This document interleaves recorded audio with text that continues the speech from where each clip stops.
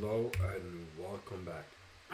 So today I won't be uploading as early as yesterday or for the whole week in that regard because most of my server sleeps most of the day. So uploading now at 2:25 p.m. on Saturday will be the best time for today. We'll see tomorrow. Anyways, let's wrap up some things. Today we're going to do the weekly recap. Let's finish up some trades, remove ones that I finished, and talk about what we can expect for the next week. So this trade right here went down quite far and then it went back up. My sell loss was already past break even, went up 0.3%, which puts me up. That would be, let me see, 6.7% for the month. As for the other trades, there's a CR that was entered on the 1 day time frame for me. There was also a CR entered on the time for another CR entered on the 1 day time frame, and a final CR on the 1 day time frame. This one was discussed a little bit in the Discord in regards to how can I change the TSL moves. Don't know what that means, bro. So this was discussed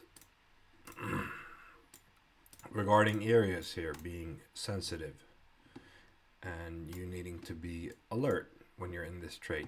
And what I mean when I say alert is just that you have to be vigilant with moving your sell loss. So there are obviously volume areas here. I know there's two people in the Discord that are in this trade.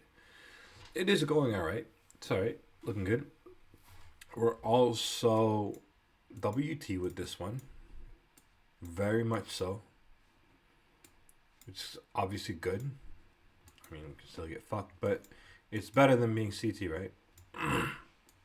So there's likely volume. I mean, buy volume specifically here and here, which are all within the 2.0 R range. If you're really worried about it, you can go down to a 1.5 R to get it safer, but that's not really what you want to do. You just want to make sure that you're moving your sell loss. When this shit is down, so should your sell loss be. I've already moved mine a little bit. And there was also some talk regarding dynamic sell loss. I wrote a little bit about it here and I can mention it here as well. So when it comes to using a dynamic sell loss, there's essentially nothing you can lose on it. It's a win-win situation because you can adjust your dynamic sell loss. Some people complain that it's too aggressive, but you can put in a very mild, very mild dynamic sell loss that'll slowly bring your sell loss down when you're in the green, which is something you really should have, in my opinion.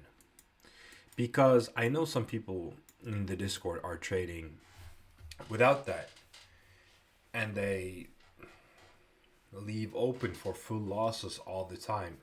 Trades go all the way down, they're at like 1.8%, it's almost a full hit, then they turn back up and hit a full loss. That because, for example, they're asleep, right?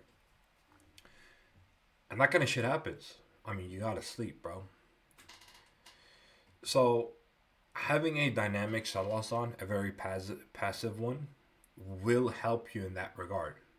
So if it almost hits fucking TP and then goes back up to sell loss and you're snoozing the whole fucking time, you might take a 0.5 instead of a full loss on it. And that'll increase your R by quite a lot. So your profit factor will go up. So objectively, that will make you a better trader. It will make you more profitable. You'll be set with a better R.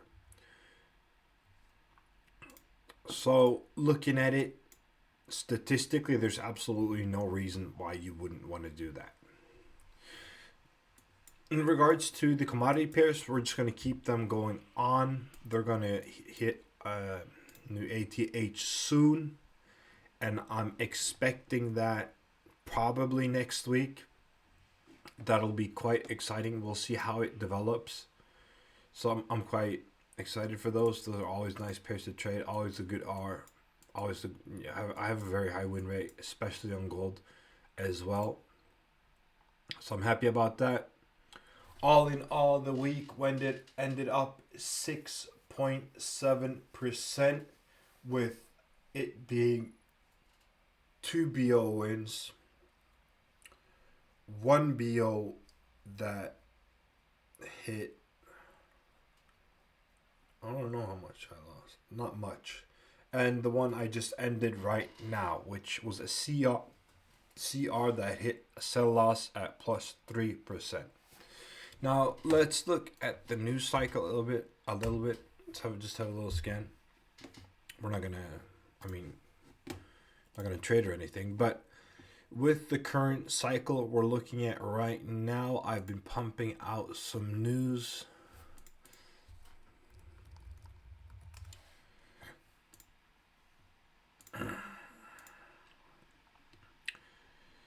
There has been quite a lot of unrest. I hope that's not too loud. I don't want to fuck up. So there's been quite a lot of unrest. I've been pumping that out in the news cycle, in my news section. A lot of unrest in Iran. Trump has threatened to bomb Iran if they do anything to the protesters.